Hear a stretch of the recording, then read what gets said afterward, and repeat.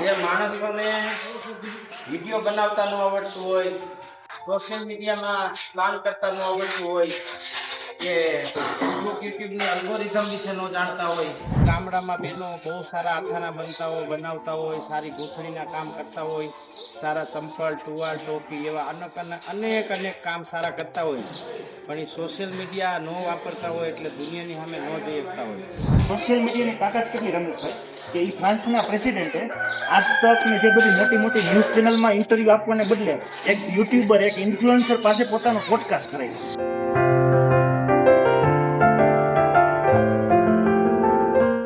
જે માણસોને વિડીયો બનાવતા ન આવડતું હોય, સોશિયલ મીડિયામાં પ્લાન કરતા ન આવડતું હોય, કે યુટ્યુબની અલ્ગોરિધમ વિશે ન જાણતા હોય, એવા માણસો માટે અમારા જયદીપભાઈ બહુ સરસ મહેનત કરે છે. તો જયદીપભાઈને આપણે સાંભળવા છે, સમજવા છે કે એની પાસે ખૂબ કળા છે. પછી આપણે ગોપાલભાઈને સાંભળીએ, પહેલા જયદીપભાઈને સાંભળ્યું. જયદીપભાઈ, તમે શું કામ કરો છો? હમણાં તમે મને કંઈક વાત કરતા હતા, કંઈક સોશિયલ મીડિયામાં તમે બનાવો છો. ઇન્ડિયા ડિપાર્ટમેન્ટ છે ભારત સરકારનું, એમાં સર્ટિફાઈડ ટ્રેનર છું કે જે ગવર્મેન્ટના જે એજ્યુકેશન ક્લાસ હોય એમાં મારે કોન્ટેન્ટ ક્રિએશન શું છે ને, વિડીયો કેવી રીતે બનાવવા, સોશિયલ મીડિયા ઉપર કેવી રીતે શું બધું મૂકવું, જે સ્પેશિયલી ધંધો કરતા હોય બધી કંપની હોય બ્રાન્ડ, એના માટે હું ટ્રેનિંગ આપું છું. મેં મીડિયા લેબ નામથી મારી કંપની છે. એ બધી કંપની કે બ્રાન્ડ કે જે નાના એને અમે શીખવાડીએ કે તમારા વિડીયો સાથે તમે તમારા સિદ્ધાંત કઈ રીતે આગળ બહુ સરસ. મિત્રો, મને કોઈ એમ કહે કે તમે કોની પૂજા કરશો, તો હું પહેલાં મા બાપ, પરિવાર, ગાય, કુળદેવી અને સાથે સાથે યુટ્યુબ, ફેસબુક અને વોટ્સઅપની પૂજા કરું. એનું કારણ છે કે હું મારા વિચાર આખી દુનિયા સમક્ષ જો રજૂ કરી શક્યો હોય તો આ સોશિયલ મીડિયાના માધ્યમથી કરી શક્યો છું. એટલે મારા માટે તો એ પણ એક ખૂબ મહાન છે. અને એનાથી વિશેષ જે લોકોએ મને પ્રેમ આપ્યો, જે લોકોએ મારા વિડીયો જોયા, એ પણ મારા માટે ખૂબ મહત્ત્વના છે. એટલે એવું કહેવાય કે જો તમે કોઈ પણ બિઝનેસ કરતા હોય એમાં પ્રોડક્ટ સારી ન બનાવો તોય ફેલ જાઓ, તમે કોમ્યુનિકેશન સારું ન કરો લોકો સાથે, મતલબ આપણે કાઠિયાવાડી ભાષામાં વ્યવહાર સારો ન કરો તોય ફેલ જાઓ, પછી તમે બ્રાન્ડિંગ પેકિંગ સારું ન કરો તોય ફેલ જાઓ, અને એની સાથે તમારી પ્રોડક્ટ તમે દુનિયાની સામે પ્રેઝન્ટ ન કરી શકો ને તોય તમે ફેલ જાઓ.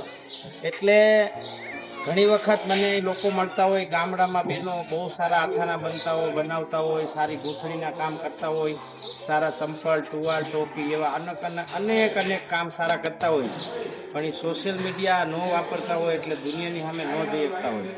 તો એવા માણસો માટે જયદીપભાઈ શું સંદેશ આપે છે એ આપણે એની પાસે સાંભળીએ. એક સરસ ઉદાહરણ છે.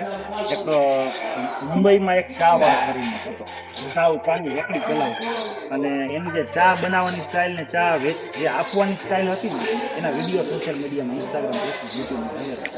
તો એક સમય એવો આવ્યો કે બિલ ગેટ્સ કે જે માઇક્રોસોફ્ટ જે કોમ્પ્યુટરમાં જે આવે છે એના ફાઉન્ડર ત્યાં ચા પીવે. એની ચા તો ઈ જ છે, 10-20 રૂપિયાવાળી ચા જ છે. ચાનું જે પ્રેઝન્ટેશન છે ને એ ચાને કેવી રીતે રજૂ કરે છે લોકોની સામે, સ્ટાઇલથી બિલ ગેટ્સ પ્રભાવિત થયા. અને બિલ ગેટ્સ જ્યારે ઇન્ડિયા વિઝિટ આવ્યા ત્યારે એની રેકડીઓ આપી. બીજું એક્ઝામ્પલ, અત્યારે પોડકાસ્ટ બધા વાત કરતા હોય તો પોડકાસ્ટ સિસ્ટમ અત્યારે બહુ વાયરલ થઈ જાય.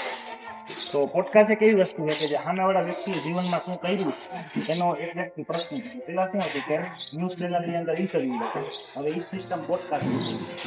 તો ફ્રાન્સના પ્રેસિડેન્ટ હમણાં થોડાક દિવસ પહેલા ભારત વિઝિટમાં હતા.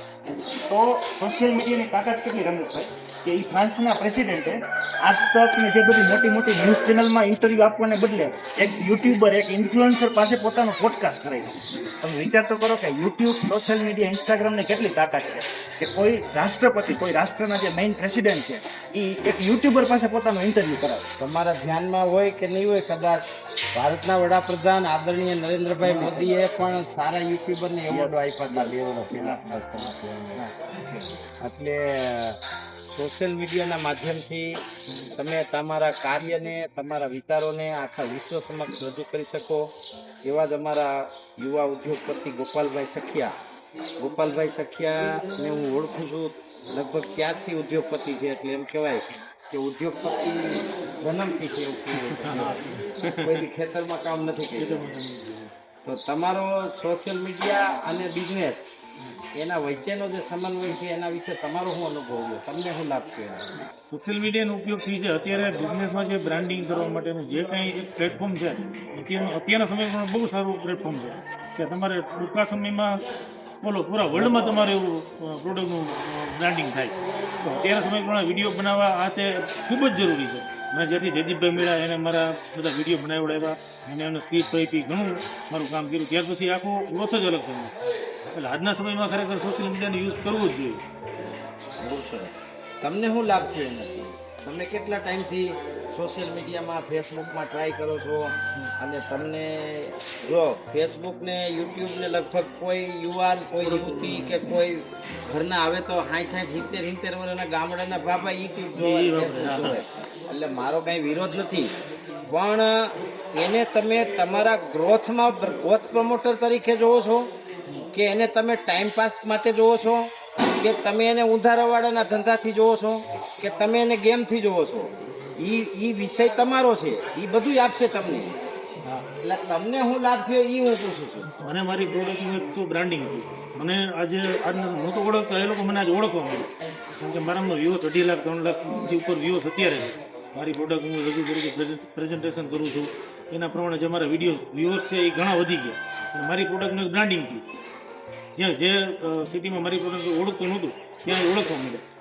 ભારતમાં આપણે જે સારા સ્માર્ટફોન બધાય પાસે હોય છે, ઘરે ઘરે સ્માર્ટફોન, 2-3 માણા બી સ્માર્ટફોન છે, અને બધાય પાસે રોજનું 1-1.5 જીબીનું ઇન્ટરનેટ છે.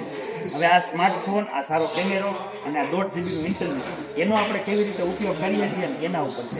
આપણે આખો દી બીજાની રીલું જોઈને ટાઈમપાસ કરવો હોય કે પોતાના ધંધાના કે પોતાને શું આવડે છે, જે આવડતું હોય એ સારી રીતે આપણે પ્રેઝન્ટ કરવું છે. એટલે મિત્રો, મારો તો અનુભવ છે જ, પણ સાથે જયદીપભાઈનો, ગોપાલભાઈનો, બધાયનો એવો અનુભવ છે કે ભગવાને તમને મોબાઈલ આપ્યો છે, એ ઈશ્વરના આશીર્વાદ કહેવાય. તમને ઇન્ટરનેટ આપ્યું છે, ક્યાંક તમારા મા બાપના અને તમારા પરિવારના આશીર્વાદ કહેવાય. એને તમે તમારા પરિવાર, તમારા બિઝનેસ, તમારા પ્લેટફોર્મના હિત માટે કેવી રીતે વાપરી શકો એ શીખવું હોય તો જયદીપભાઈને મળો. જયદીપભાઈ, તમારો નંબર, ફોન નંબર, તમારો કોન્ટેક્ટ કેમ કરેલો કહો? મારો કોન્ટેક્ટ કરવા માટે મારું ઇન્સ્ટાગ્રામ અને ફેસબુક આઈડી છે. ત્યાંથી જે મારા સોશિયલ મીડિયાના જે ક્લાસ હોય, વિડીયોઝ છે, એ ત્યાં યુટ્યુબ પર જોવા મળી જાય. કસ્ટમર કેર નંબર કેવું કંઈ? મીડિયા લેબનો કસ્ટમર કેર નંબર છે 9723266511. તમે આ નંબર પર વોટ્સઅપ કરશો તો કોલ કરશો તો વિડીયોઝ કેવી રીતે બનાવવા, એની ઉપર શું તમારી પ્રોડક્ટ કે બિઝનેસને કેવી રીતે માર્કેટમાં વાયરલ કરવું, એની ઉપર તમને ગાઈડન્સ કરવામાં આવશે.